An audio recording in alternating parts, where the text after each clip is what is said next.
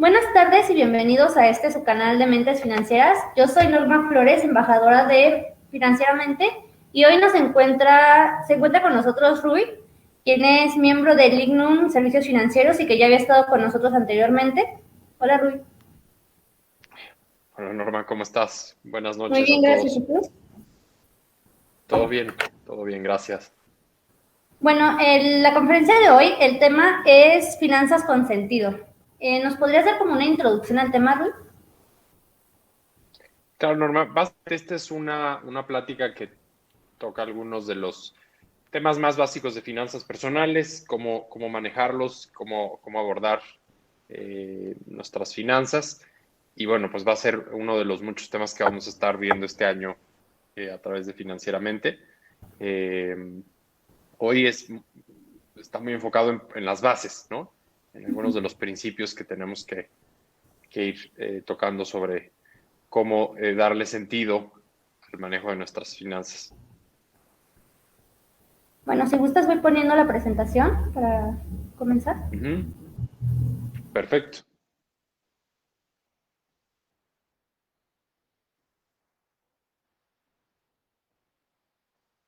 Ok, muy bien. Espero que todos puedan ver bien la presentación. Yo ya no veo a Norma, pero bueno, espero que esté por ahí. Y creo que ella me escucha a mí. Pues como siempre agradecerles muchísimo la invitación a todo el equipo de Financieramente. Este mes de marzo lo que tocó es hablar acerca de pues este tema de las finanzas personales y sobre todo pues bajo una visión que es pues tenemos que abordar nuestras finanzas personales con una perspectiva correcta, con un nuevo paradigma en el que pues no veamos la administración del dinero como un mal necesario, ¿no? Sino como una herramienta que nos permite acercarnos a nuestros objetivos de vida. Y bueno, creo que lo más importante y con lo que siempre tenemos que empezar cuando queremos mejorar nuestras finanzas personales es primero lo primero, asumir la responsabilidad de lo que está sucediendo en nuestra vida, en nuestro destino a mediano y largo plazo, pues es nuestra responsabilidad, ¿no? Lo hemos platicado ya en muchas ocasiones. Es bien importante que no nos permitamos caer en algún tipo de victimización o decir, bueno, es que es culpa del gobierno o no sé, de tales personas o de tal circunstancia o de la pandemia. Sí, muchas veces en el corto plazo puede haber situaciones abrumadoras como las que lo que vimos el año pasado con la pandemia. A mediano y largo plazo, finalmente, lo que veamos en nuestra vida, los resultados, el factor más determinante y que más influencia va a tener son las decisiones que nosotros vamos tomando, ¿no? Entonces, es bien importante asumir esa responsabilidad y no creer que no tenemos control sobre lo que va ocurriendo, ¿no? Vamos a la siguiente diapositiva, por favor. Entonces, lo que encontramos es que tenemos que seguir una cultura de principios, ¿no? Que nosotros, inspirados en el libro de los 7 hábitos de la gente altamente efectiva, pues encontramos que hay personas que tienen una cultura del carácter, que están eh, tomando decisiones y actuando día a día con base en un código, un sistema de principios en los que ellos creen, ¿no? En contraste con algo que vemos que está aumentando muchísimo hoy en día, que es una cultura de la personalidad, ¿no? Una cultura de la imagen. Esto ha venido pues a ser terrible y se ha acrecentado muchísimo con tecnologías, ¿no? Como son los celulares, ¿no? Dispositivos móviles, celulares inteligentes, el Internet, obviamente las redes sociales, ¿no? Donde pues ha tomado una gran importancia lo que uno publica y la imagen que da a otros, ¿no? Por medio de pues las fotos que subimos, los videos, las historias, ¿no? Lo que vamos comentando o vamos publicando. Y al final, pues nos vamos alimentando de esta imagen, ¿no? Y entonces es una cultura de la personalidad que se fundamenta o se basa en, bueno, ¿qué van a decir otros de mí? ¿No? Y entonces todo lo que voy haciendo gira en torno a alimentar ese, digamos, ese monstruo, esa imagen, pero a lo mejor en el fondo, pues es totalmente falso, o los cimientos sobre los que estoy construyendo esa supuesta imagen son totalmente efímeros o falsos. Y fíjense que esto es bien importante en finanzas personales, porque uno de los principales factores que empujan a las personas a tomar malas decisiones financieras, como pueden ser el utilizar tarjetas de crédito, adquirir préstamos personales, comprar cosas a paguitos, ¿no? A plazos, pagando finalmente muchísimo más de lo que hubiera costado pagarlo o comprarlo de contado, ¿no? Muchas veces hacer compras de cosas que no necesitamos con dinero que no tenemos para impresionar a personas que no conocemos, ¿no? Todo eso responde a esta cultura de la personalidad, y eso nos lleva en el mediano y largo plazo a situaciones financieras y económicas pues mucho peores, ¿no? De mucha más inestabilidad, siempre con el agua aquí en la nariz, ¿no? Eh, y finalmente, pues nos va a mantener esclavos también, ¿no? A ese culto, a la imagen, y a estar intentando siempre mantener pues un cierto estatus, o esta imagen, ¿no? Que queremos que otros tengan de nosotros, ¿no? Entonces, primer punto, hay que aprender a vivir de acuerdo a una cultura del carácter, ¿no? Eh, a guiarnos por principios, a ser reflexivos, a determinar qué es, cuáles son los cimientos o la piedra angular de aquello que creemos en la vida, y en lugar de estar pues ahí en el golpeteo de buscar mantener una imagen social, ¿no? O buscar satisfacer ciertas expectativas sociales porque creemos que nuestro valor viene de ahí, más bien responder a este código de creencias que tenemos que desarrollar internamente, ¿no? Este código moral y código ético, y al final regirnos por esa cultura de carácter que va a estar mucho más enfocada en tomar decisiones correctas, ¿no? A lo mejor se me antoja comprarme tal celular o tal consola, ¿no? O tal, no sé, bolsa o cosas, pero al final voy a tomar la decisión que sea correcta, y si financieramente no es sostenible y no me va a permitir crecer hacia el logro de mis metas y objetivos, no lo haré, ¿no? Y eso va a ser mucho más congruente con una adecuada cultura del carácter, ¿no? Norma, por favor, vamos a la siguiente diapositiva. Uno de los pues personajes que han tenido una gran influencia en México es Carlos Casuga, básicamente entiendo que es quien trajo Yakult a México, y él comparte mucho en sus pláticas, sus conferencias que pueden encontrar en YouTube, estos principios como basados en la filosofía japonesa, que a mí me gustan, se relaciona perfectamente con esta idea de tener un carácter basado en principios, ¿no? Una cultura del carácter. Y bueno, él dice, pues el primer paso en la vida es el bien ser. Tienes que ser una persona puntual, tienes que ser una persona con orden, tienes que ser una persona que trabaja, tienes que ser una persona dispuesta a pagar el precio, a hacer los sacrificios, a levantarte temprano, a quedarte a veces hasta noche trabajando, a leer cuando no te dan ganas, ser una persona que estudia, ser una persona íntegra, ser una persona honrada, ser una persona diligente. Tienes como prioridad que construirte como una persona de calidad total, ¿no? Entonces él llama esto el primer paso, el bien ser, ¿no? Y entonces, si casi por inercia, ¿no? Por puro efecto, si uno es una buena persona, pues va a hacer buenas cosas, ¿no? Si uno cumple el bien ser, pues el bien hacer se vuelve algo mucho más sencillo, que es el segundo principio, ¿ok?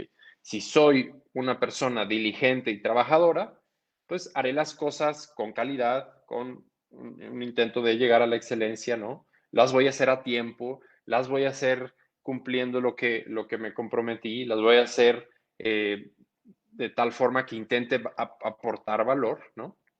Y entonces eso nos lleva a la tercera parte de su filosofía, que es, bueno, si soy bueno y hago lo bueno, me voy a sentir bien, ¿no?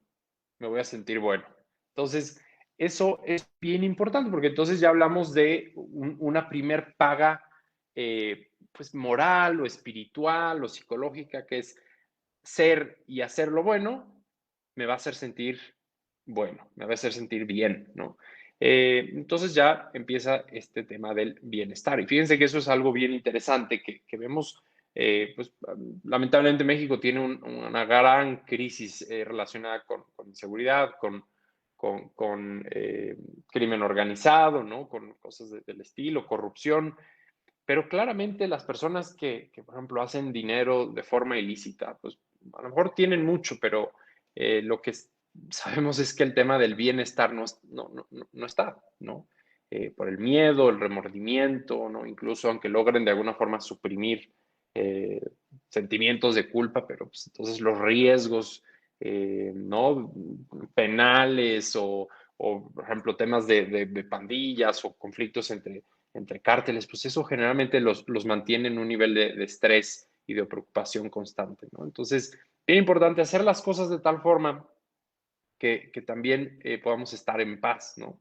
Y finalmente él dice, ok, si tú cumples con el bien ser, ¿no? Ser buena persona, haces bien las cosas, te vas a sentir bien. Finalmente eso también como consecuencia, a lo mejor en el corto, en el mediano o en el largo plazo, pero también vas a tener buenas cosas y va a haber un impacto en lo material, ¿no? Y yo creo que en finanzas personales es precisamente esta la ruta que tenemos que seguir, ¿no? Eh, tengo que ser una persona con fuerza de voluntad para pues no caer en el consumismo y estar pasando la tarjeta o estar endrogándome, ¿no? Tengo que ser muy diligente a la hora de decir, ok, voy a hacer mi separación de gastos, voy a hacer mis presupuestos, voy a hacer mis ahorros, ¿no? Y obviamente esto pues me va a traer paz porque lo hemos visto muchas veces, cuando traemos los gastos aquí, ya debemos dinero, nos están llamando por teléfono para cobrarnos, se vuelve obviamente, pues se vuelve muy complicado. No solo no estar en paz, a mí me sorprende mucho cuando he platicado con clientes, con personas que se nos acercan y dicen, es que ya no puedo dormir bien de la angustia de todas las deudas y los compromisos financieros que tengo, ¿no? Entonces, esto también es crítico, ¿no? Si somos diligentes, disciplinados, consistentes con nuestras finanzas, hacemos bien las cosas, pues eso nos va a hacer sentirnos en paz, tranquilos, con control. Y obviamente, pues eso va a generar una abundancia, ¿no? Va a empezar a haber ahorro, ese ahorro se va a poder invertir. Un día vamos a poder comprar, no sé, nuestro primer coche o hacer una inversión o poner un negocio, comprar un terreno, una casita.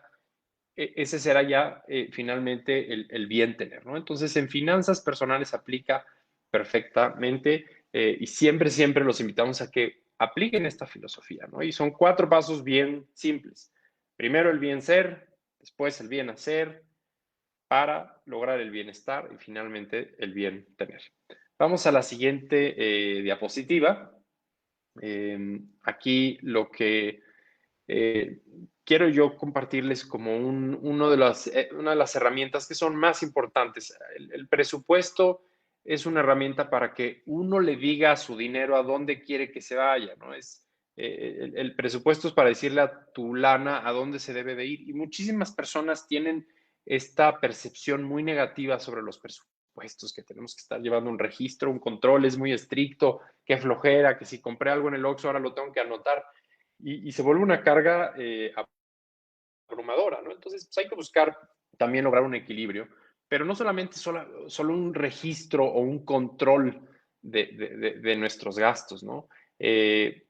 Finalmente, la parte más importante es que el presupuesto nos permite planificar hacia dónde se va a ir nuestro dinero. Y si aprendemos a usarlo de forma muy efectiva, nos va a permitir tener ese control para decir, ok, yo me quiero ir a un concierto, me quiero comprar un Xbox, me quiero comprar esa nueva ropa, me gustaría que mis hijos puedan tener esta experiencia.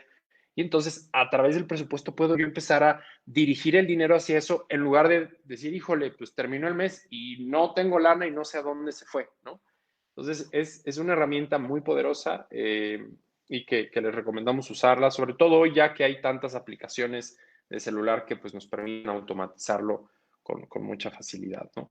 Eh, Sobre todo algunas que ya empiezan digamos, cada vez que pasamos la tarjeta se vincula a la aplicación y eso nos permite que ya la aplicación vaya haciendo la categorización de nuestros gastos y nuestros ingresos, ¿no?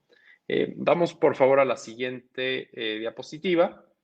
Entonces, una actividad que les vamos a dejar para hacer en casa es que hagan un presupuesto para sus gastos del próximo mes, ¿no? Eh, todo bien, ¿verdad, Norma? Creo que tenemos ahí un perfecto, ¿no? Entonces, bueno, son 4 pasos muy sencillos. Hay que identificar los ingresos y los egresos, ¿no? Hacer ahí la lista, ¿no? De todas las categorías que se nos ocurran.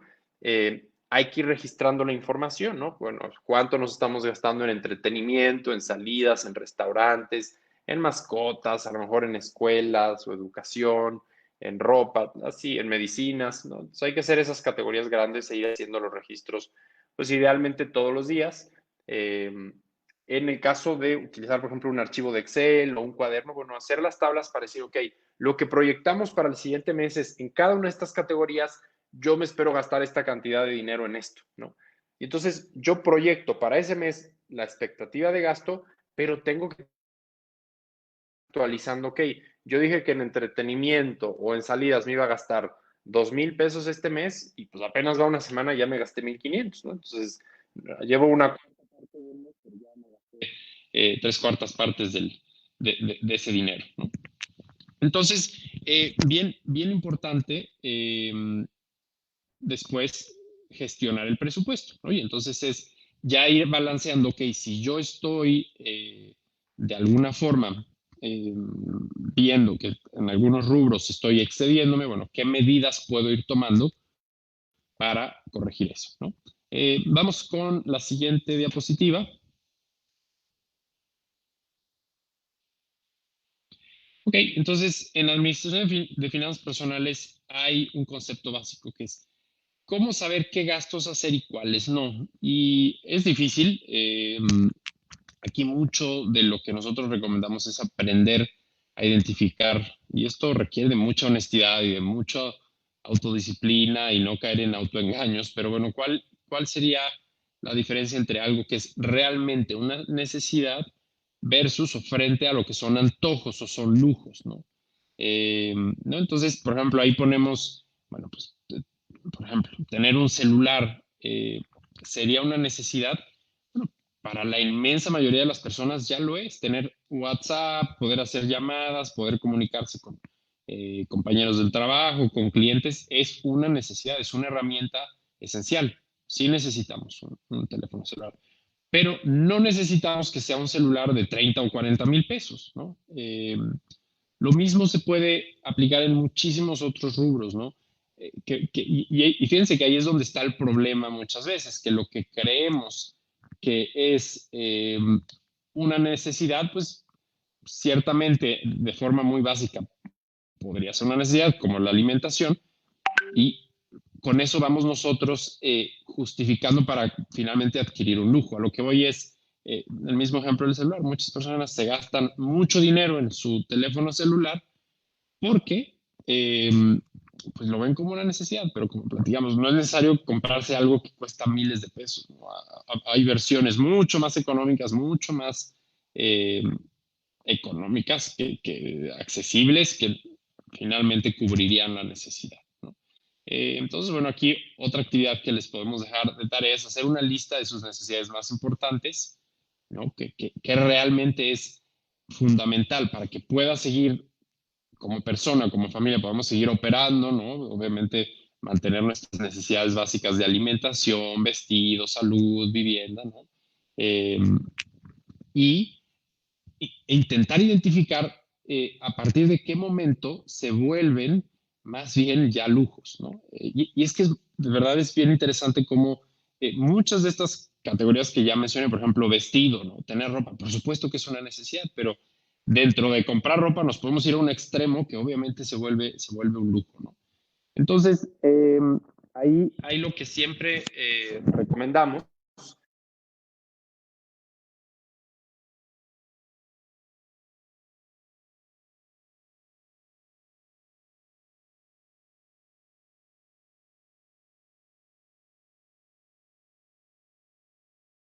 económica, habría forma en la que pueda gastar menos dinero y pueda satisfacer esta necesidad.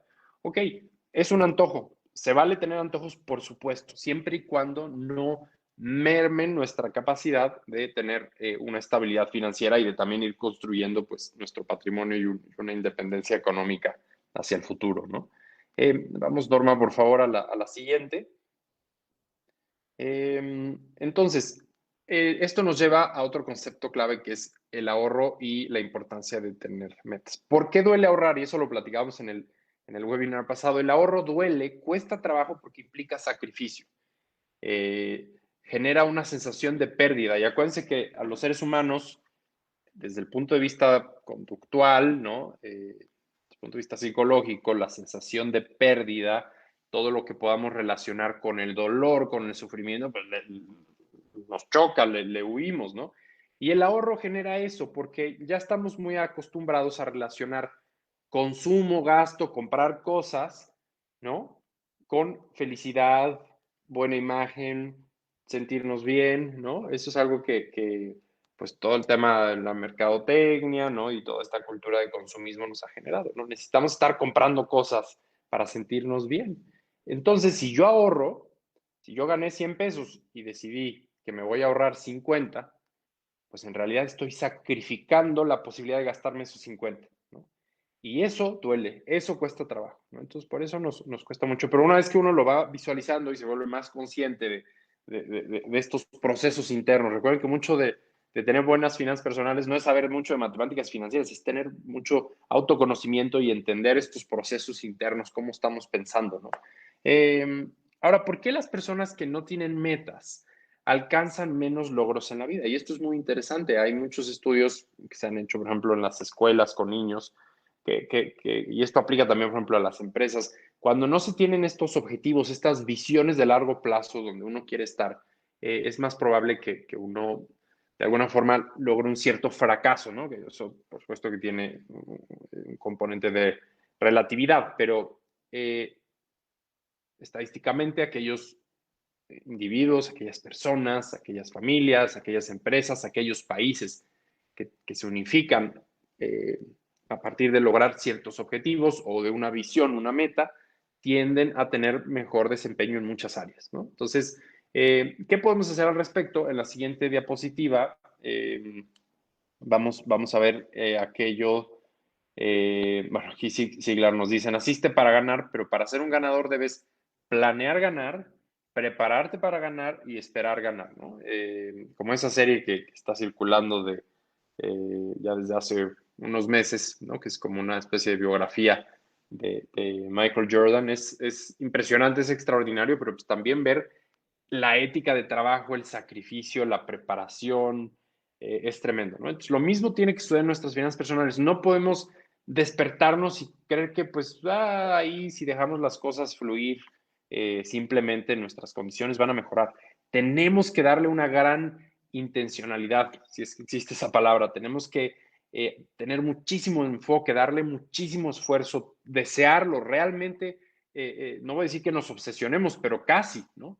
Quiero mejorar financieramente, quiero estar bien y asumo esa responsabilidad para hacerlo, ¿no? Y entonces hago un plan de acción para definir cómo puedo salir de este hoyo, ¿no? ¿Cómo puedo salir de esta trampa de deudas o de esta condición de casi pobreza? O sea, ¿qué yo voy a hacer para salir ahí? Y no que de mí no quede no haber hecho todo lo posible para salir de esta situación, ¿no?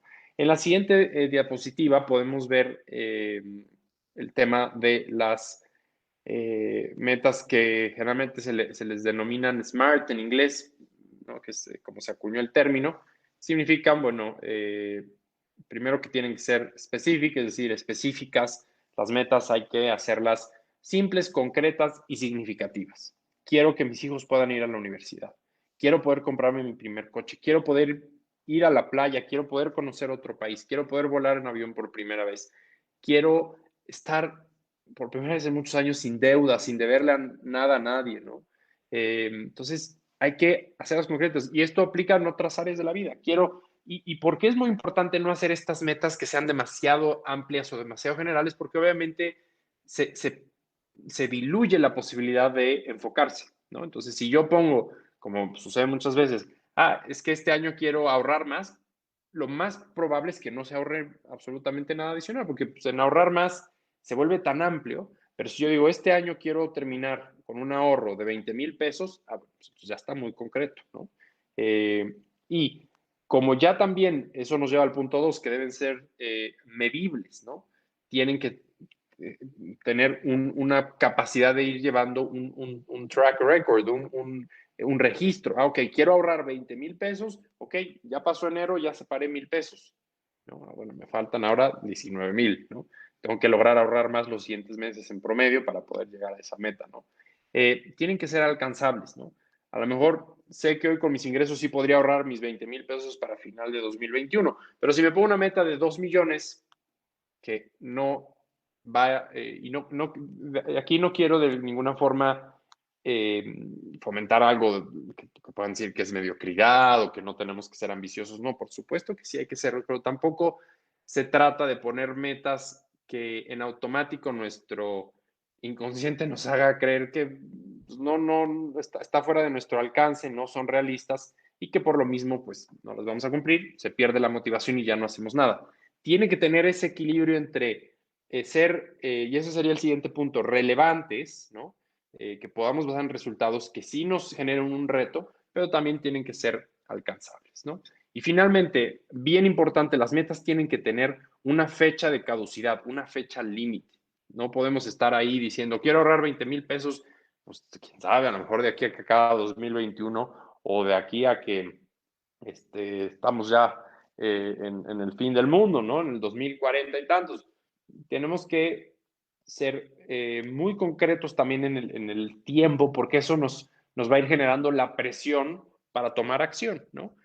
Si yo me pongo metas que son muy generalistas, que son, no tengo forma de medir los resultados o el desempeño o el avance, y además no tengo un espectro de tiempo, pues simplemente lo que estoy haciendo es querer autoengañarme, ¿no? Y eso va mucho, pasa mucho en la cultura de ¿se acuerdan de la cultura de la personalidad? De esto que vimos al principio, ¿no? Que estamos teniendo este grave problema que ya nuestra vida se trata de alimentar nuestras redes sociales, querer dar cierta imagen y recibir validación o valor a través de lo que otros opinen, ¿no? De lo que creemos que van a opinar otros sobre nosotros. Y eso es tremendo, porque entonces nos encontramos que hay personas que suben metas, quiero ser más sano, quiero comer mejor, quiero tener un cuerpo más saludable, etcétera, etcétera, y lo suben a sus redes sociales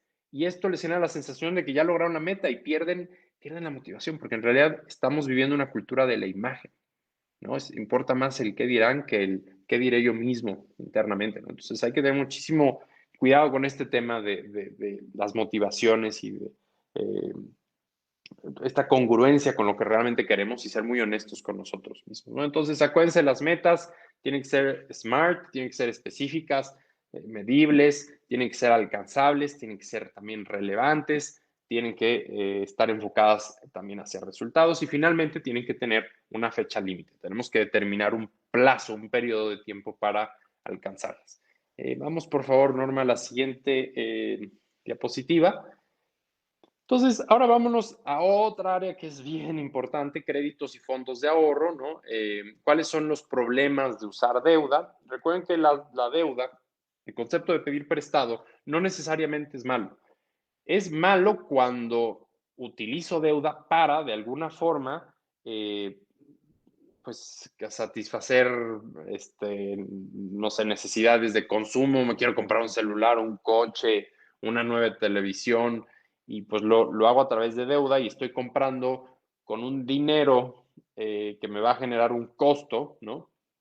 Porque voy a pagar intereses, algo, un bien, que probablemente va a perder la mayor parte de su valor en los próximos años, ¿no? Acuérdense, esa es la fórmula perfecta para volverse pobres, comprar cosas que van a perder valor con crédito, con préstamos, porque entonces vamos a terminar pagando mucho más de lo que costaba de contado, ¿no? Y pues después cuando queramos vender ese artículo o ese bien, va a valer menos, ¿no? Entonces, Es como esta frase que decíamos, ¿no? Pues lo peor que puede hacer uno es comprar cosas que no necesita con dinero que no tiene y luego para impresionar personas que no conocemos, ¿no? Ahora, las deudas también se pueden utilizar de forma, eh, pues, inteligente y de forma adecuada, sobre todo si nos permite generar riqueza, ¿no? El otro método que decíamos es, termino pagando mucho más por algo que pierde valor, como cuando compra uno eh, las cosas a placitos o paguitos, como en Electra, ¿no? Y en muchas de estas tiendas, si uno calcula lo que termina pagando en placitos, termina siendo mucho más que si yo lo hubiera pagado de contado, ¿no? Y pues ese dinero finalmente es una ganancia para la tienda, ¿no? Y es dinero que nosotros perdemos. Pero, por ejemplo, si yo digo, ok, voy a utilizar un crédito Infonavit y algo de mis ahorros y me compro una casita o un departamentito y la rento y con la renta que me pagan mis inquilinos voy pagando ese crédito Infonavit, pues entonces estoy usando deuda para hacerme de un bien, para hacerme de un inmueble, para generar un patrimonio. Entonces ahí sí nos gusta, ¿no? Acuérdense, ¿cómo ganan dinero las cajas populares y los bancos cuando me prestan dinero? Pues básicamente a través del interés, ¿no? Yo principalmente a través del interés, aunque luego cobran otros conceptos también, pero bueno, pues los bancos piden prestado a una tasa mucho más económica, hay un spread, me cobran a mí una tasa mayor y en ese diferencial pues van cubriendo parte de sus costos y obviamente pues también ahí estará su rentabilidad, ¿no? Su ganancia. Ahora, ¿cómo debo usar mi tarjeta de crédito? Y este es otro tema bien apasionante que nos podríamos pasar horas. Las tarjetas de crédito, en mi opinión, solamente las debemos de tener si tenemos la capacidad, los recursos, la constancia en los ingresos para poder liquidar lo que yo compré cada mes.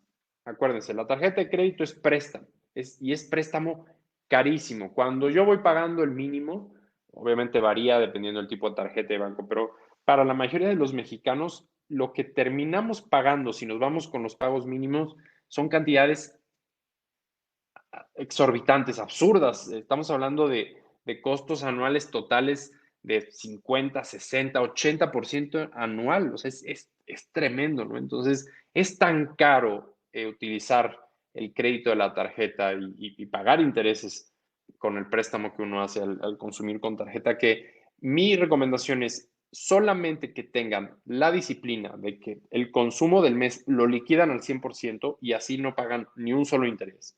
Entonces, ahí, ahí es donde sí se vuelve un instrumento aplicable, ¿no? Y aquí me comenta Magda que las tarjetas de crédito son todo un tema. Sí, de acuerdo, creo que podemos crear un taller enfocado a tarjetas de crédito y créditos personales, pero aquí, digamos, la lección o lo que quiero dejarles es no, hay un componente adictivo muy fuerte con las tarjetas de crédito, porque se acuerdan que platicábamos hace rato que el ahorro duele porque es sacrificar consumo. Fíjense que otra cosa mañosa que tenemos los humanos, duele más usar la tarjeta de débito, vamos a poner que va uno al centro comercial o a la plaza o al súper y tengo mi tarjeta de crédito y mi tarjeta de débito. La de crédito es más fácil utilizarla, porque al final no es dinero mío, ¿no? Yo en la de débito, si la paso, pues ya veo en mi aplicación que voy teniendo menos saldo, ¿no? Entonces, también ahí genera una sensación de pérdida. Pero en la de crédito es como, pues es dinero del banco, ¿no? Y entonces, claro, ya después está uno ahí con, híjole, fecha límite de pago y que si no pago me van a cobrar tantos intereses y termina uno pagando, aunque sea a través del mínimo, ¿no? Y no pagar el mínimo, bueno, peor se vuelve la situación, porque además eso luego les permite a los bancos cobrarnos todavía muchos más conceptos, ¿no? Eh, entonces, mucho cuidado con las tarjetas de crédito. Como dice Magda, vamos a hacer un programa específico para las tarjetas de crédito. Pero si ustedes ven que sus ingresos no son irregulares o consistentemente están teniendo problemas para liquidar la totalidad de su adeudo en la tarjeta de crédito cada mes, mejor cancelenlas. Yo creo que uno de los principales factores de malas finanzas personales, de empobrecimiento, de no poder construir un patrimonio, es el uso de las tarjetas de crédito. Es un tema tremendo y definitivamente vamos a hablar un poquito más acerca de eso, ¿no? Ahora, ¿cuál es la mejor forma de usar mi fondo de ahorro? Que eso es algo que muchísimos mexicanos vivimos cuando trabajamos en una empresa, ¿no? Se nos va haciendo el fondo de ahorro. O si somos autoempleados o profesionistas, deberíamos tener nuestro fondo de ahorro que podamos utilizar cada año. Y bueno, obviamente, inicialmente, si tenemos algún tipo de deuda y sobre todo deudas tóxicas como las que platicamos, que no nos generan riqueza, sino que nos empobrecen, la prioridad es liquidar esas deudas, ¿no? Pero si de pronto me encuentro con recibir este fondo de ahorro o el beneficio de algún seguro o plan de ahorro, inversión y me regresan este dinero, lo ideal es buscar dónde colocarlas o dónde colocar este dinero que me genere riqueza, que se pueda a través de la inversión multiplicar y pueda ayudarme a ir construyendo un patrimonio. Última pregunta que vemos aquí. ¿Por qué se debe invertir aparte de ahorrar? Acuérdense que para fondos de emergencia, que esto es algo que pueden ver en el webinar pasado, el fondo de emergencia sí requiere que tengamos el dinero muy líquido, muy seguro, muy estable, no es para generar muchas ganancias, ¿no? El fondo de emergencia debe oscilar entre los 3 meses y hasta los 6, 8 meses de nuestros gastos, de lo que necesitaríamos para vivir, separados, ¿no? Me puedo meter en un pagaré bancario con liquidez semanal o diaria o en Bondía de CETES directo, ¿no? Pigo, hay varias plataformas, pero no es, el fondo de emergencia es ese colchón por si hay alguna, obviamente una emergencia, ¿no? Alguna situación crítica. Pero cuando yo ya tengo ese fondo de emergencia, no hay un enorme costo de oportunidad de tener mi dinero pues, ahí en la cuenta o debajo del colchón, porque acuérdense que en México, como en muchos otros países, pues el fenómeno de la inflación es tremendo y es también a largo plazo digamos, el látigo más duro a la hora de irnos empobreciendo, pues es este aumento. Acuérdense que la inflación es este aumento generalizado de los productos y servicios que vamos consumiendo, ¿no? Generalmente la inflación que vemos en las noticias o en el periódico es se basa en la famosa canasta básica que pues va monitoreando los precios de productos básicos, servicios básicos que consumimos los mexicanos, ¿no? De hecho, hay diferentes tipos de inflación, ¿no? Pero bueno, a lo que voy con esto, si yo nada más dejo mi dinero ahí enterrado en el jardín y lo dejo ahí con los años, ese dinero va a ir perdiendo valor. Cada vez, cada año, con esos mismos pesos voy a poder comprar menos cosas. A mí, en las clases de finanzas para los niños les digo, ¿cuánto cuesta un mazapán? 5 pesos. Pues cuando yo era un niño chiquito como ustedes, un mazapán costaba 1 peso, ¿no? Entonces, si yo hubiera enterrado 1 peso en el jardín, eh, esperando que 20 años después me pudiera comprar un mazapán con ese peso, no me alcanza. Ya necesito 5 veces eso para poder comprarme lo mismo, ¿no? Entonces, por lo mismo tenemos que invertir el dinero primero para mantener su poder adquisitivo. Entonces, ahí viene el primer objetivo, que es invertir para preservar el valor de nuestros recursos y ya después también para generar riqueza. Porque si yo ya logré tener un rendimiento que cubre la inflación por arriba de eso, entonces ya me está generando riqueza, me está haciendo más rico, está aumentando mi patrimonio, ¿no? Vamos, por favor, Norma, a la siguiente presentación, diapositiva.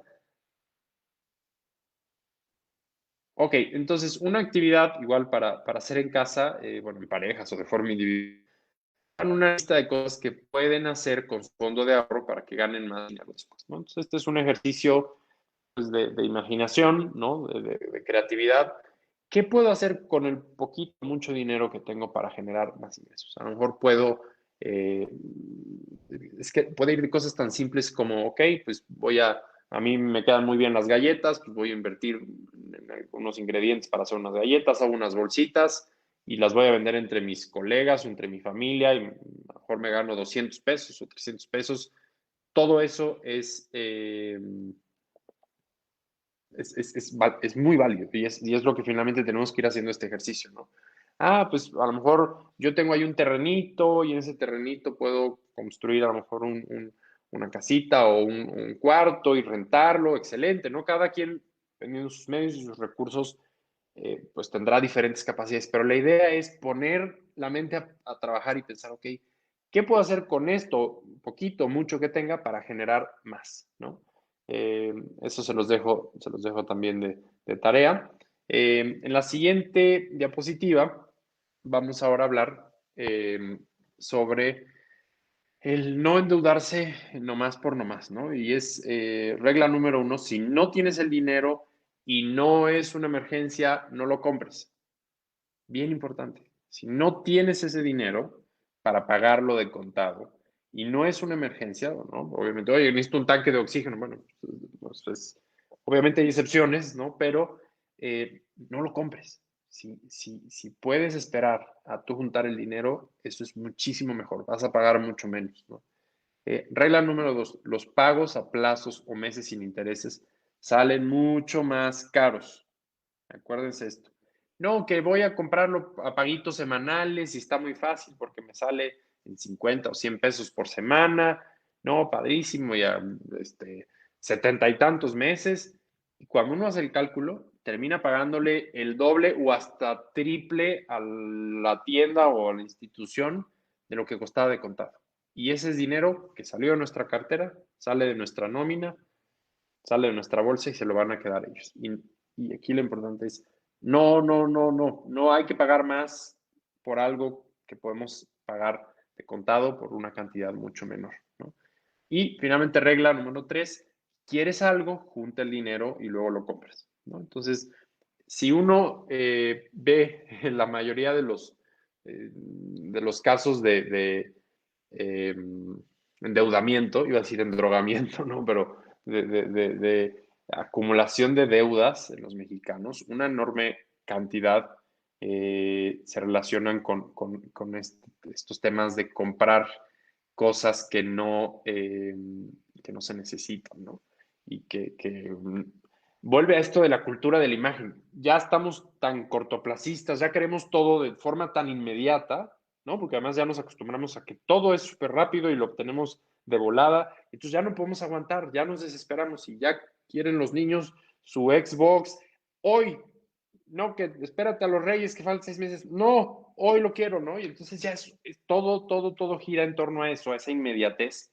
Entonces, como no tengo el dinero, pues prefiero firmar y aceptar pagarles 30, 50, 100% más de lo que en realidad costaba de contado eso a la tienda o a la institución bancaria o la institución de crédito con tal de satisfacer esa urgencia, esa necesidad. Y en realidad no son necesidades, la inmensa mayoría de los casos son cosas que no son críticas, ¿no? Que no son indispensables para nuestra vida, ¿no? Aunque bueno, seguramente algunos gamers van a decirme que es falso eso, pero bueno, el punto es ese, ¿no? Vamos a la siguiente diapositiva, por favor, Norma. Ya vamos acercándonos aquí hacia el final. Seguros, fondos de inversión y otros productos financieros. Bueno, ¿qué es un seguro de vida?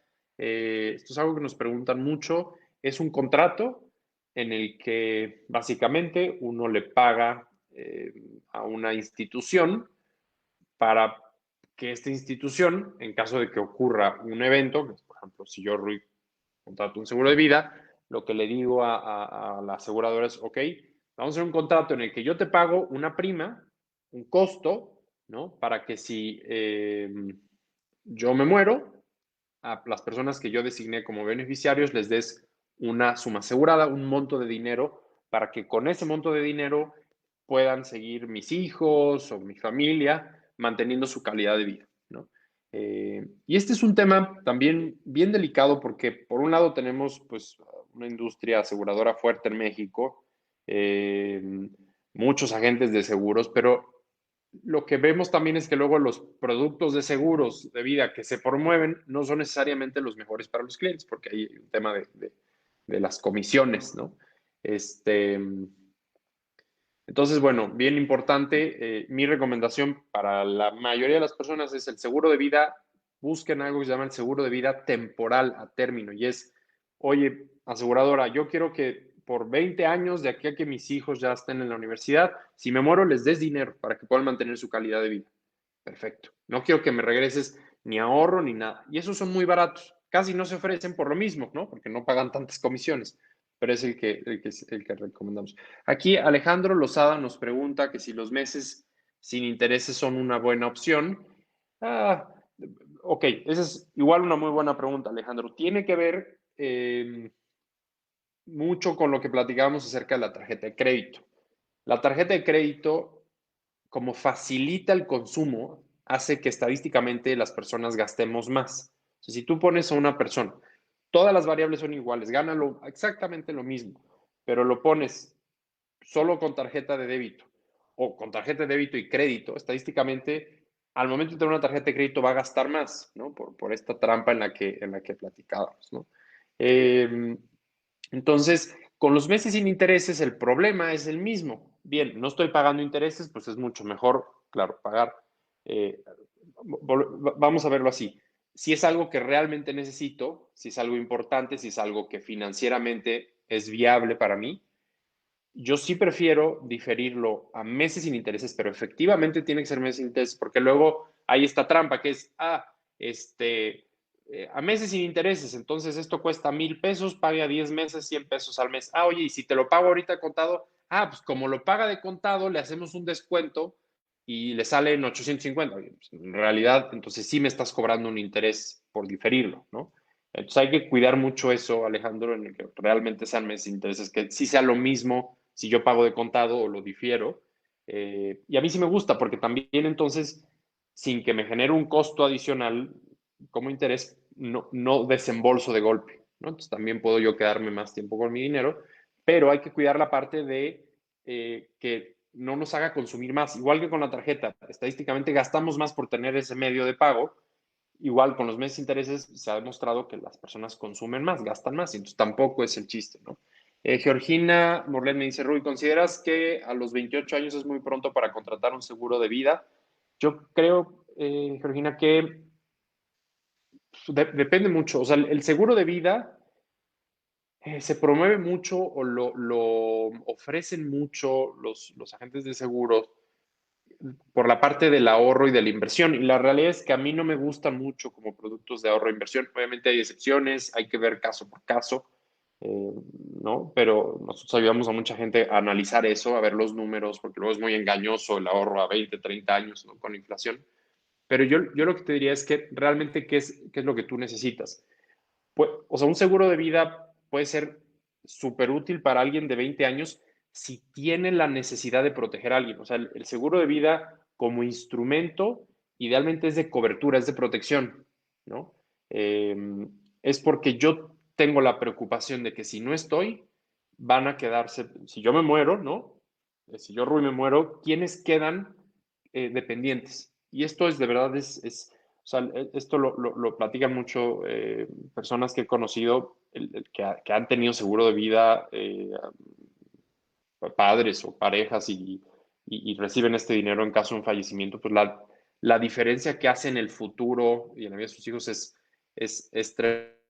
Eh, entonces, idealmente, el objetivo central de un buen seguro de vida es proteger en caso de la ausencia y proteger a los beneficiarios. Nos comenta aquí América, ok, pero hay seguros que te pagan por sobrevivir, ¿no?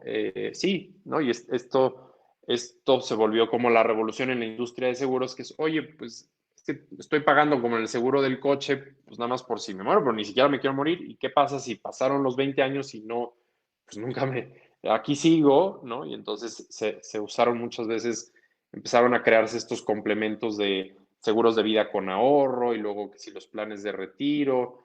Y en algunos casos, América pueden ser buenos instrumentos. Generalmente, la mayoría de los productos de seguro de vida con ahorro son caros, son restrictivos, tienen penalidades fuertes. No quiere decir que no los recomendemos, pero hay que conocer muy bien las condiciones.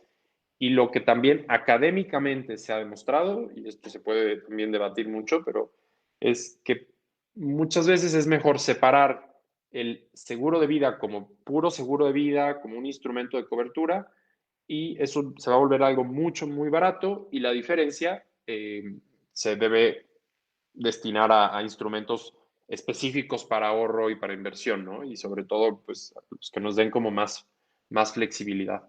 Es un tema que puede dar mucho debate y no podemos generalizar, porque hay excepciones en todo, ¿no? Entonces sí hay que ir revisando caso por caso. Pero en general, a mí lo que me gusta más es, ok, seguro de vida es para proteger ese riesgo, si quiero ahorrar e invertir, busco un producto que esté más diseñado para eso, ¿no?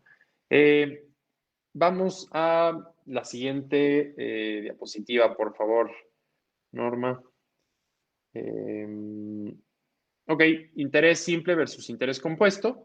Entonces, ¿qué dicen? Yo no estoy seguro si fue Einstein el que acuñó esta frase, pero que él decía algo así como que la fuerza más poderosa del universo es el interés compuesto, ¿no? Y esto es tremendo porque efectivamente cuando uno invierte a través de interés compuesto, ¿no? Que es básicamente el mecanismo en el que la base sobre la que se calcula mi interés o el interés que me pagan va ampliándose o se va haciendo más grande conforme se va reinvirtiendo ese interés, pues permite que las personas que ahorran e invierten a través de este patrón o este fenómeno de interés compuesto, pues en plazos de 20, 30, 40 años multipliquen su capital 2, 3, 4, 5 veces, ¿no? Y esto lo hemos visto, es bien, bien poderoso, es bien interesante. Y generalmente los instrumentos que vemos, por ejemplo, los fondos de inversión o los CETES, ¿no? Que dan la opción de reinvertir el interés al vencimiento y entonces la próxima vez te van a pagar interés sobre tu capital original más el interés y se va haciendo cada vez más grande, ¿no? Ahí el capital base, acciones, obviamente, cuando se reinvierten dividendos, en los mismos seguros de vida muchas veces aplican esto. Muchos de los instrumentos formales que usamos para ahorrar e invertir ya se veían de cierta forma. Es compuesto. Hay que cuidar mucho también los temas de costos, cuánto nos cuesta, ¿no? Las cajas populares, los bancos, muchas veces es interés compuesto, que está padrísimo, pero precisamente lo que muchas veces usamos para ahorrar, por ejemplo, tipo tandas o, por ejemplo, los préstamos que se hacen entre amigos o familiares que son bastante comunes, es de lo que nos imaginamos, ¿no? Que me prestó mi cuate 10,000 pesos y pues, que ve que le voy a pagar el 20% anual y luego le regreso el capital en tantos años. Pero ese es interés simple, porque si me prestó los 10,000 y yo le voy a pagar el 20%, entonces, y le regreso el dinero en 5 años, ¿no? Entonces le pagué el primer año 2,000 de esos 10,000, ¿no? El segundo año otros 2,000, el tercer año otros 2,000 y cuarto y quinto, ¿no? Y luego le regreso su capital. Si me hubiera prestado y me pone ahí una cláusula que es a través de interés compuesto, pues entonces, fíjense, más bien ahí, ¿qué pasaría? Que el primer año se reinvierten esos 2,000, ¿no? Entonces es, ok, 10,000 al 20%, ¿no? 2,000 de interés, pero entonces ya la base se actualiza a 12,000, ¿no? Y entonces, para el segundo año ya es el 20% de 12,000, ¿no? Entonces ya estamos hablando ahí de 2,400, ¿no? Entonces ya le volvemos a sumar a esos 12,000 para el tercer año, ya son 14,400, ¿no? Y entonces ya después es el 20% de esos 14,400. Y entonces se va volviendo, el crecimiento que va a tener ese capital es muchísimo mayor, ¿no? Como viene aquí en este ejemplo. Entonces, también ahí la moraleja es busquen formas de invertir a través del interés compuesto. Nos pregunta Julieta, si quisiera pedir un préstamo para una inversión, ¿es más viable en un banco o una caja popular? Esa es muy buena pregunta, Julieta. Eh, Aquí hay dos conceptos bien importantes que considerar. Primero, acuérdate que todas las inversiones tienen riesgo, ¿no? Y el riesgo a veces es difícil de medir o de interpretar, pero intenta verlo así. ¿Cuál es la probabilidad de que esta inversión que yo haga o desaparezca o se vuelva cero en valor, ¿no? No es lo mismo decir, ok, mi inversión va a ser prestarle al gobierno a través de CETES, que es sumamente seguro, versus decir, voy a poner un negocio, ¿no? Que sabemos que después de 3 años, creo que más del 90% de los negocios en México ya desaparecieron, ¿no? Entonces, pedir un préstamo para invertir en un negocio sería de mucho más riesgo. Entonces, lo primero que tienes que tener bien claro es, ok, si yo voy a pedir prestado, tengo un compromiso de cubrir ese préstamo, ¿no? Y tengo que considerar la posibilidad de que mi inversión fracase, ¿no? Y entonces tienes que determinar si financieramente tú podrías sostener ese compromiso, ese crédito, ya sea con un banco, Caja Popular, amigos y familia, quien sea, a pesar de que esa inversión no funcione, ¿no? Entonces, eso es lo primero que creo que es bien importante visualizar, ¿no? Bueno, pensar en el peor escenario, ¿no? Y qué podrías hacer. Ahora, ¿qué es mejor, un banco o una caja popular?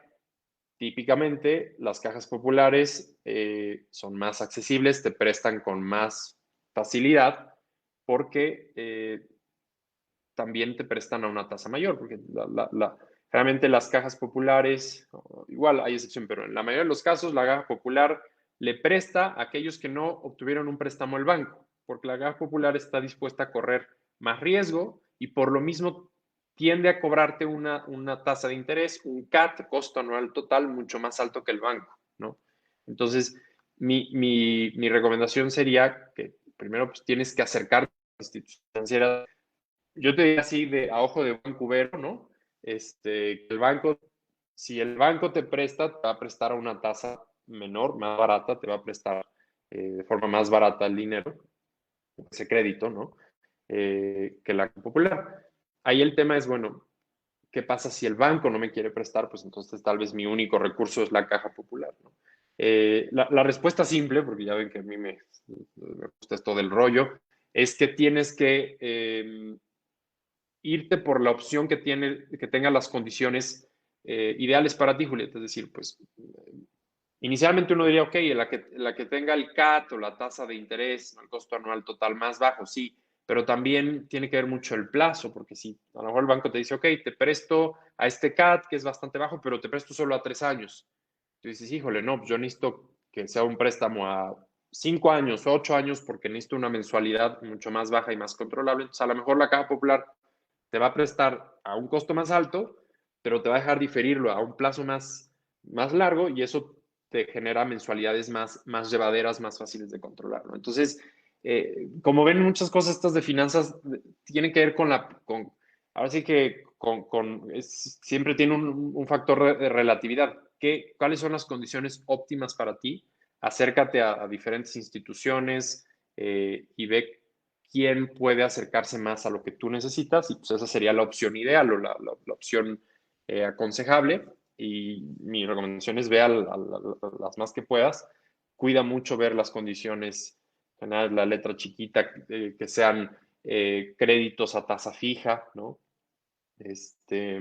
También muy importante que tú puedas hacer aportaciones a capital, ¿no? Sin que te penalicen para que puedas liquidar ese crédito de forma anticipada si lo quieres. Es raro, pero bueno, a lo mejor que te dieran un mes de gracia para pagar y sobre todo, pues que hagas ese análisis de costo-beneficio, ¿no? O sea, me voy a comprometer a esta deuda, ¿no? Porque cuál es el potencial de mi inversión y de mi negocio, ¿no?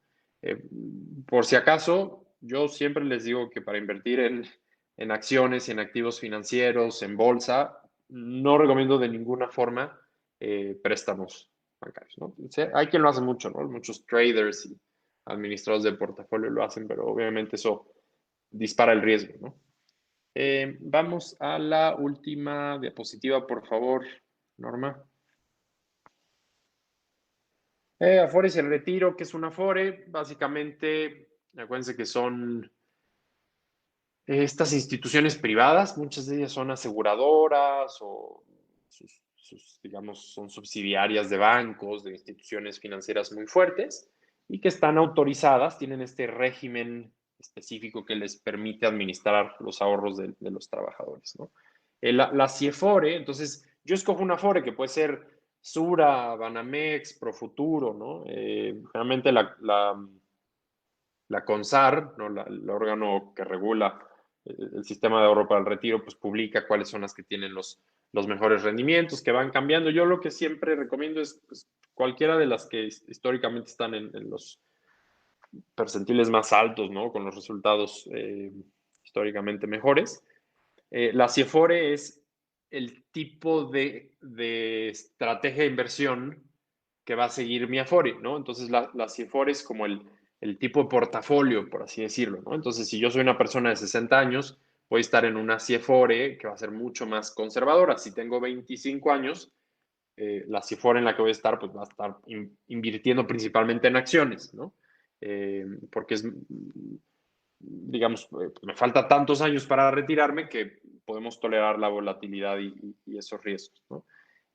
Hacer aportaciones voluntarias, eso, acuérdense que el problema en México del retiro va a ser grave, sobre todo creo que la mayoría de los que estamos aquí, de la audiencia, pues estamos en un rango de edades que sin lugar a duda ya nos toca la nueva ley del Seguro Social del 97 de cuentas individuales, que básicamente es eh, chulito, lo que tú ahorres es lo que vas a tener para tu retiro, punto, ¿no? Entonces, pues por ley más o menos se va como un 6.5 entre lo que le quitan al trabajador, más lo que pone la empresa, más el Estado, pero ese 6.5 es muy poquito, o sea, de verdad no hay forma de que eso construya un buen portafolio de retiro, ¿no? Entonces, tienen que buscar ahorrar más. Si quieren ahorrar para comprarse un terreno y construir ahí unos departamentos, perfecto. Si quieren invertir en bolsa por fuera, si quieren aportar más a su Afore, busquen diferentes canastas. ¿Se acuerdan de esta idea de no poner todos los huevos en una canasta? Bien importante. Entonces, vayan buscando diferentes rutas para ir acumulando este patrimonio, ¿no? Pero aquí la moraleja es, no puede uno pensar, pues ya en mi trabajo tengo mi fondo de ahorro y lo que se va a la FORE y le estoy metiendo un poquito más. Tenemos que tener muy claro, y ese va a ser también otro tema, otro webinar, ¿cómo puedo saber cuánto dinero necesito para retirarme? ¿No? Y lo que les voy a decir es impresionante, pero muchos de ustedes que a lo mejor están en sus veintitantos años, treinta y tantos años, para mantener un estilo de vida digno, no digan así de lujo, de exorbitante, para que puedan mantener un estilo de vida suficiente, ¿no? Poder tener una casa, un departamentito, lo que sea digno y poder vivir de forma digna. Van a estar juntar en sus afores en 20, 30 años, 30, 40 millones de pesos por esa pérdida que tiene el peso, ¿no? Por la inflación que vemos en estos años. Entonces, es un reto choncho y tenemos que ponernos a trabajar y usar el interés compuesto y ahorrar lo más que se pueda y generar más ingresos porque también pues, con los salarios como están, lamentablemente hay que buscar formas de ir aumentando el ingreso disponible, ¿no? Y bueno, vamos a la última, creo que es la última diapositiva, ya para cerrar hoy eh, este webinar. Bueno, aprovechen su Afore, se pueden hacer aportaciones voluntarias desde 50 pesos por mes. Y no solo el Afore, ¿no? O sea, estoy pensando en ahorro de largo plazo, pero pues, hay un montón de herramientas. Hemos hablado de CETES Directo, de Tigo, las casas de bolsa en México tienen ya aplicaciones muy interesantes, ¿no? Los mismos aseguradoras, ¿no? Eh, Cuiden mucho, obviamente, la institución, revisen mucho, oye, ¿qué institución es? Ahorita hay muchísimas plataformas o aplicaciones que aparecen en redes sociales de que no sé qué, de binomios y que ves siguiendo a los mejores inversionistas del mundo y cuando uno se pone a investigar las compañías que te están ofreciendo eso están basadas en Chipre o en Gibraltar o pues, en lugares que obviamente lo que nos dice es que no están reguladas en México. No quiere decir que sean malas, hay muchas grandes instituciones en otros países que son hiperreguladas, que son muy seguras, pero pues muchas veces las que nos llegan o las que se nos ofrecen, pues precisamente vienen de lugares que no tienen la mayor fortaleza regulatoria, ¿no? Entonces hay que tener mucho cuidado con todo eso, ¿no? Eh, Norma, creo que nos queda una más. Eh, ya para ir terminando. Ok, finalmente, acuérdense que la riqueza está y esta es la última diapositiva, ser productivos, ¿no? Acuérdense que el recurso, el activo más valioso que ustedes tienen son ustedes mismos, ¿no? Entonces, estar leyendo, ir a cursos, ahorita hay tanto material valioso, gratuito en Internet, es simplemente tener la energía y la voluntad de querer ser mejores, ¿no? Pero acuérdense, ser productivos, hacer productivo el tiempo libre, bien importante, ¿no? Eh, Ponernos a aprovechar cada ratito que tengamos libre para hacer algo de valor. A lo mejor no necesariamente que nos genere dinero, pero que nos haga personas más capaces, con mejores aptitudes, trabajar en nuestra actitud también ante la vida, nuestros niveles de energía, estar sanos, estar saludables. Inviertan en ustedes mismos. Creo que esto se vuelve la base para poder ser personas prósperas e íntegras a largo plazo, ¿no? Y no solo por dinero, acuérdense que el objetivo no debe ser el dinero, ¿no? Yo creo que esa es la parte central de esto de finanzas personales con sentido. Y como veíamos al principio con lo de Carlos Casuga, pues primero es el bien ser, ¿no?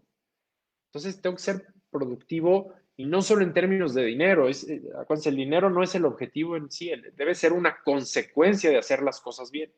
Si yo soy una persona íntegra que trabaja duro, pero no solo trabaja duro, trabaja con inteligencia, constantemente busca mejorar, aprende nuevas habilidades, desarrolla nuevos conocimientos, crea relaciones valiosas, se rodea de gente sana, que nos aporta, ¿no? Que nos impulsa a ser mejores, pues obviamente a mediano y largo plazo, pues eso nos va a llevar a ser eh, individuos pues con éxito en diferentes áreas y a lo mejor no voy a ser riquísimo ni millonario, que creo que también eso es algo que nos ha impuesto mucho la cultura actual, ¿no? Hay que tener mucho dinero y cosas caras. No, el chiste es tener control de nuestro destino y poder nosotros determinar qué queremos de nuestra calidad de vida y qué es lo que buscamos y qué es lo que es importante para nosotros.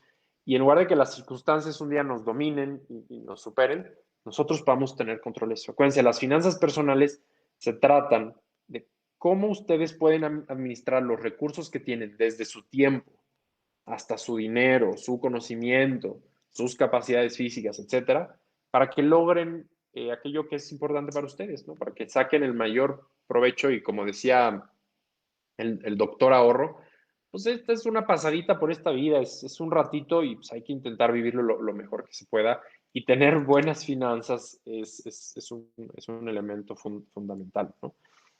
Acuérdense también, bueno, pues hay que generar un dinerito extra, ¿no? Lamentablemente está muy mal el tema de los salarios en México, ¿no? Y tenemos que hacer ese esfuerzo adicional para pues, encontrar otras fuentes de ingreso, ¿no? Ser muy proactivos en ese tema, porque también, obviamente, no se trata de buscar ganar cantidades gigantescas, pero sí necesitamos un mínimo que nos permita tener cierta movilidad y poder hacer cosas, ¿no? Y vivir dignamente. Aprender cosas nuevas. Todos los días despiértense con el objetivo de aprender algo nuevo y tener por lo menos una idea, una experiencia, algo que nunca hayan antes o experimentado o escuchado o como ustedes quieran verlo, pero creo que eso también va enriqueciendo mucho nuestra capacidad de desarrollar nuevas habilidades. Y acuérdense que finalmente esas habilidades, esos conocimientos, esa capacidad de aportar valor, es lo que va a hacer que nos paguen bien, ¿no? Eh, y con eso, pues quiero concluir hoy con una historia que cuenta Carlos Casuga, este señor de Yakult. Búsquenlo en YouTube, es interesante. Y ya, a lo mejor voy a cambiar un poquito la versión de la historia, pero alguna vez contó que cuando estaba creciendo mucho Yakult aquí en México, tenía el desafío de encontrar a los ejecutivos, a los directivos que pues, iban a llevar Yakult a ser la empresa que hoy es en México, ¿no? Entonces, es que le tocaban personas que venían de carreras universitarias y que profesionistas y que no encontré que universidades renombradas y él no encontraba a alguien que le hiciera sentir que era alguien que pudiera ser fundamental en Yakult, ¿no? Entonces, cuenta algo como que dijo, ok, pues voy a hacer un experimento. Vivía en Ciudad de México, entonces dijo, voy a empezar a los que venden el periódico, les voy a pagar con billetes grandes de 200, 500 pesos, ¿no? Y él sabía que pues muchos, bueno, y entonces el ejercicio es, oye, te pago ahorita en la mañana porque él iba muy temprano a Yakult, ¿no? Entonces, no, oiga, no, don, no tengo cambio, ¿no? Pues me das el cambio ya en la noche que yo salga de trabajar, te veo en tal punto y ahí me das mi cambio. Y bueno, pues como muchos de ustedes se imaginarán, obviamente, imagínense Ciudad de México, la mayoría pues jamás volvieron a verlo, ¿no? Pues ya se quedaban con los 197 pesos o 495 pesos, lo que fuera. Pero los, los pocos que estuvieron ahí esperándolo para darle su cambio, esos son los que él convirtió después en los directivos y en los ejecutivos más importantes de Yakult, porque él dijo, estas personas que a lo mejor no tienen educación, no han tenido recursos, venden aquí el periódico en estas avenidas de la ciudad, el hecho de que estén aquí dándome el cambio habla de una calidad moral, de una ética. Él decía, para mí tienen la mejor madera para hacer de ellos personas exitosas y de responsabilidad, ¿no? Y entonces pues, cuenta cómo estos son hoy muchos de los directivos en Yakult. Y bueno, obviamente cómo cambió, por ejemplo, ya los hijos de muchos de ellos ya estudian en universidades privadas y cómo les permitió tener este cambio hasta generacional, ¿no? Y eso es algo que a mí me inspiró mucho y que creo que nos recuerda la importancia, ¿no? Del bien ser, del bien hacer y de vivir a través de la cultura del carácter, ¿no? De los principios. Y bueno, aplicar obviamente esto en finanzas personales pues es muy poderoso. Norma, muchas gracias. Pues creo que ahí concluimos. No sé si nos toque algo más, algo de preguntas o No, creo que ya podamos revisar. estuvimos recibiendo preguntas del público que nos hiciste favor de contestar. Ay, no te escucho, Norma. No sé si estás en mute. Ay, perdón. ¿Me escuchas?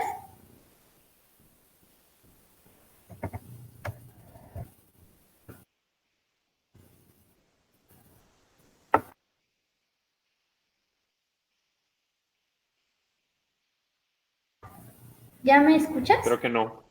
¿No? Yo no sé si los demás te escuchen, pero ¿tú me escuchas a mí? Yo sí a ti. Sí, ¿verdad? Sí, bueno, nos dicen que sí se escucha. Bueno, pues creo que sí se escucha. Yo Sí. lamentablemente no escucho a Norma, pero sí. Bueno, El equipo de financiamiento, bueno, creo que ya no hay preguntas. Ya no veo aquí en la sección de público preguntas. Pues no me queda más que agradecerles, Norma. Muchísimas gracias por el tiempo, por estar aquí. Gracias a todo el equipo de Financieramente. De verdad, siempre un gusto compartir. A todos los que estuvieron siguiéndonos, ya sean unos minutos o aguantaron hasta el final, pues muchísimas gracias. Sigan sintonizándonos a través del canal de Financieramente. Vamos a estar cada mes compartiendo algo. En cualquier duda, consulta, con muchísimo gusto. Mi correo es ruy, que se escribe ruy, @lignum.mx. Lignum es lignum.mx. ruy@lignum.mx. Cualquier duda o consulta, con muchísimo gusto.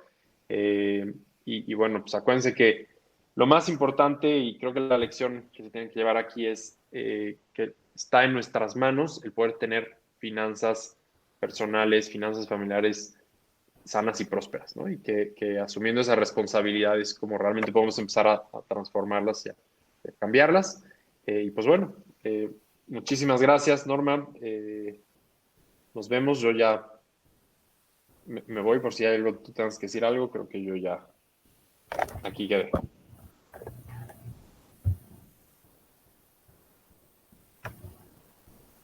bueno, de nuestra parte es todo. Agradecemos mucho a las personas que estuvieron con nosotros el día de hoy y que nos han acompañado en nuestros diferentes lives. Igualmente agradecemos a RUGE y a la Universidad Autónoma de Querétaro por el apoyo a este tipo de proyectos que son de alumnos. El live se queda guardado y agradeceríamos muchísimo si nos ayudan a compartir para que toda la información llegue a más personas. Igualmente, todas las preguntas que tengan se las podemos responder por medio de los comentarios y esperamos verlos en los siguientes lives, que igual va a haber varios con Rui, y los vemos por aquí. Gracias.